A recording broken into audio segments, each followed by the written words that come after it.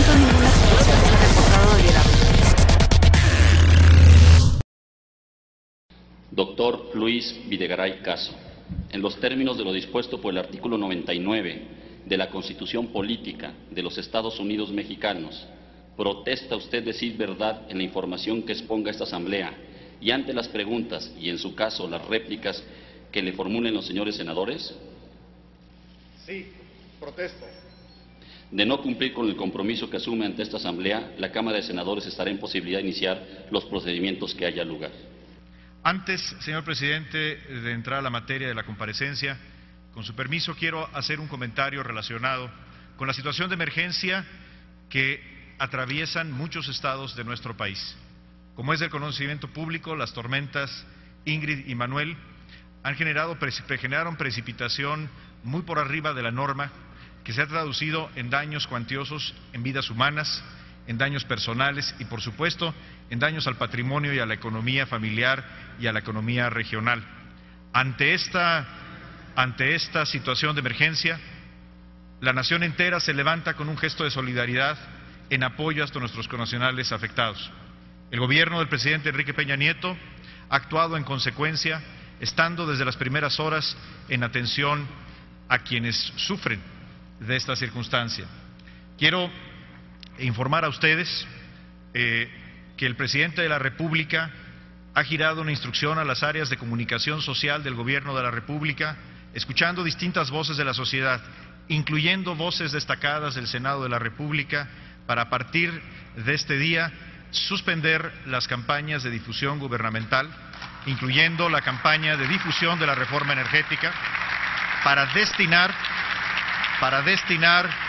los tiempos oficiales a difundir las acciones de rescate, difundir dónde se encuentran los centros de acopio y difundir cómo la población puede acercarse a la ayuda ciudadana. Escuchaba al senador Ríos Peter hace un momento hablar de la magnitud de los daños. Creo que como nación debemos ser solidarios con toda la República, pero particularmente creo que no hemos todavía dimensionado a cabalidad los daños, la profundidad de la tragedia humana y económica en el estado de Guerrero. El Gobierno de la República habrá de trabajar con todos los actores de la sociedad civil, incluyendo por supuesto los senadores del estado de Guerrero, en darle un trato especial a esta entidad que hoy requiere del apoyo solidario y decidido de toda la República. Y quiero aprovechar esta oportunidad, porque la ocasión indudablemente lo amerita, para referirme a las iniciativas que presentó el titular del Ejecutivo a la Cámara de Diputados en materia hacendaria, de ley de ingresos y del decreto de presupuesto de egresos de la Federación para el próximo año. La reforma hacendaria y de seguridad social que presentó el Ejecutivo contiene tres elementos fundamentales. El primero, establecer un sistema de protección social universal. El segundo, una reforma tributaria que sea justa, que simplifique los impuestos y que dé transparencia en el ejercicio del gasto. Y por supuesto, un paquete económico que impulse de manera decidida e inmediata el crecimiento económico. En materia social, la reforma hacendaria propone la creación de dos instrumentos de política pública que están ausentes hoy del andamiaje de solidaridad social entre los mexicanos: una pensión universal y un seguro de desempleo. México es uno de los pocos países de América Latina y el único país de la OECD que no cuenta con un seguro de desempleo. Tenemos a más de la mitad de la población que trabaja haciéndolo sin la cobertura de un sistema de seguridad social. Se propone un sistema de pensión universal, se propone un seguro de desempleo porque es justo y porque es necesario, y sobre todo porque atiende a quienes más lo necesitan. Recordemos las cifras: 3 de cada 4 desempleados, antes de perder su empleo, ganaban menos de 4 salarios mínimos. El desempleo es un fenómeno que afecta a los que menos tienen. En materia tributaria, la reforma es una reforma que piensa primero en las grandes mayorías, en aquellos que menos tienen. Por eso, el presidente de la República decidió no proponer al Congreso de la Unión la imposición del IVA en medicinas o en alimentos. No se propone un IVA en medicinas y alimentos, primero, porque es lo justo, porque las familias más pobres de México destinan más de la mitad de sus ingresos a los alimentos y a las medicinas. Y también porque estamos en un momento en el cual México requiere un impulso decidido para el crecimiento económico, y una contracción en el consumo que implicaría una medida de esta naturaleza en nada ayudaría para acelerar el crecimiento y la creación de empleos. Es una reforma justa porque introduce nuevos elementos de progresividad, como por ejemplo una tasa más elevada para aquellos que más ganan, a partir de los 500,000 pesos anuales, y recordemos que quien gana más de 500,000 pesos al año está en el 1% más favorecido de nuestra población. Se propone por primera vez un impuesto a los dividendos, un impuesto a las ganancias de capital de aquellos que comercian acciones en la Bolsa Mexicana de Valores. Se eliminan la mayoría de los tratamientos especiales, de los regímenes de privilegio que hoy caracterizan un impuesto sobre la renta y a un sistema tributario que no cumple una de sus funciones esenciales: redistribuir el ingreso. Se elimina también el régimen de consolidación fiscal para sustituirlo por un régimen de transparencia de sociedades que acabará con los privilegios y los malos usos en esta figura jurídica. La reforma también representa una simplificación trascendente de nuestro sistema tributario. En particular, se elimina, escuchando la voz de pequeños y medianos empresarios de todo el país, se elimina el impuesto empresarial a tasa única, el IETU, y se propone eliminar también el impuesto a los depósitos en efectivo. El sistema legal del impuesto sobre la renta se simplifica con una nueva ley, no con una modificación a la ley existente, reduciendo significativamente su articulado y el número de páginas, al tiempo que se establecen nuevas facilidades para el pago de impuestos para las empresas pequeñas y medianas. Es una reforma que combate decididamente la informalidad. Lo hace al proponer un nuevo régimen de incorporación que implica dotar al Estado mexicano de un instrumento del que hoy carece para generar incentivos eficaces y justos para aquellos que no tienen otra opción que estar en la informalidad.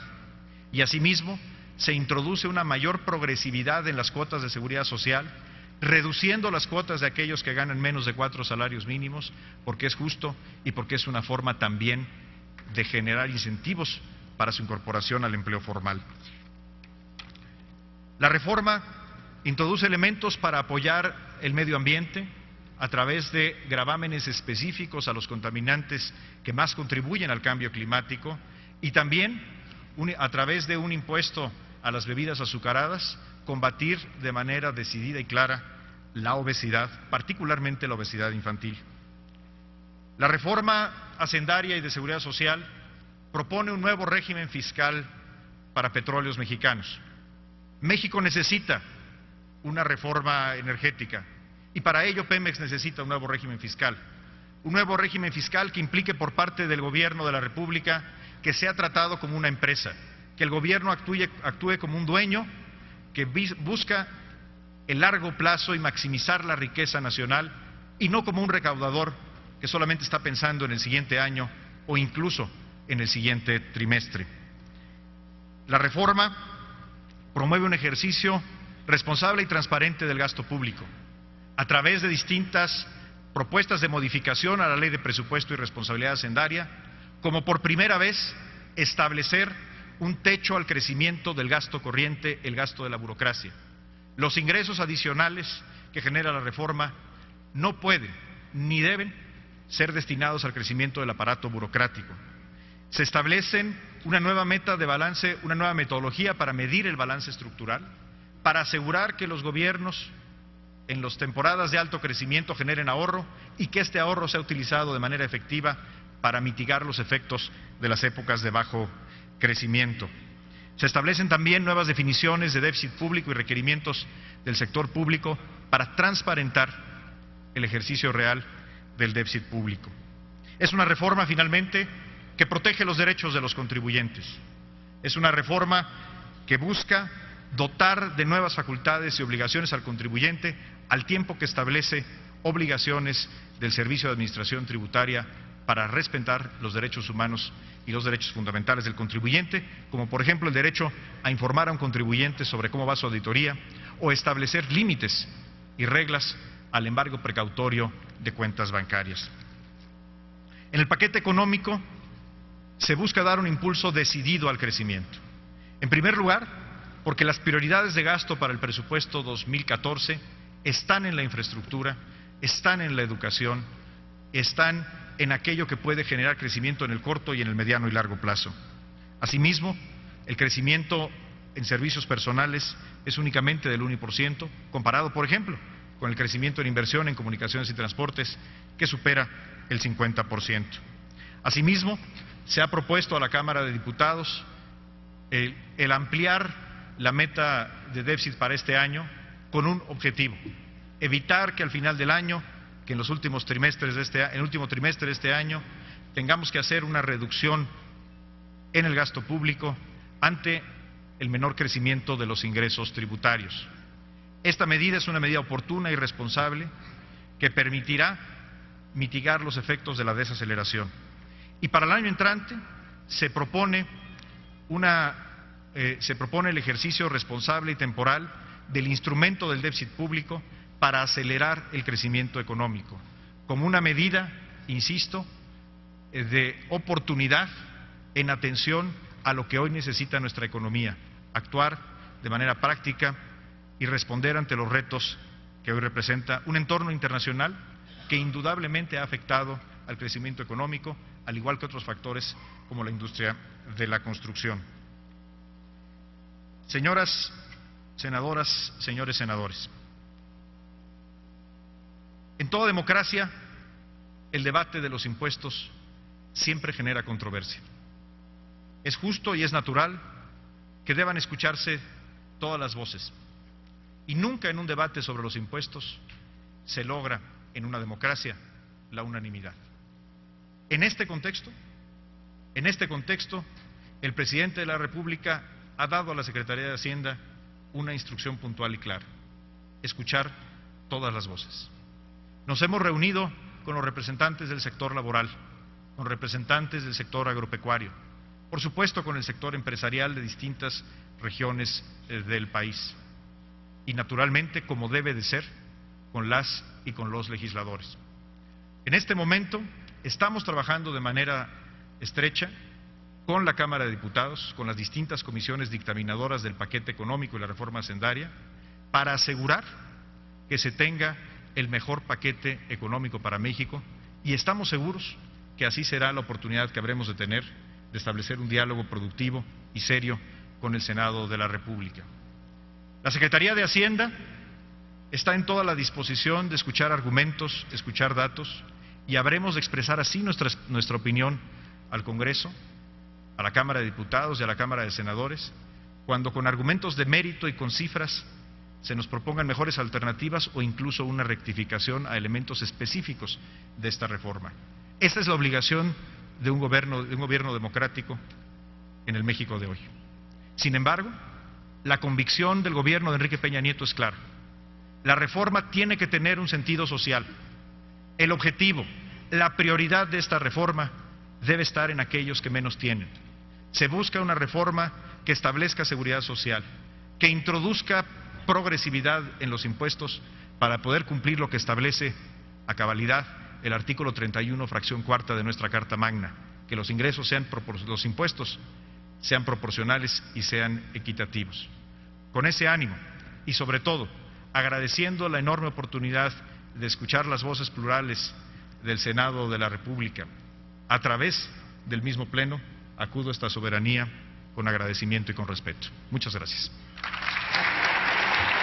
Gracias, secretario.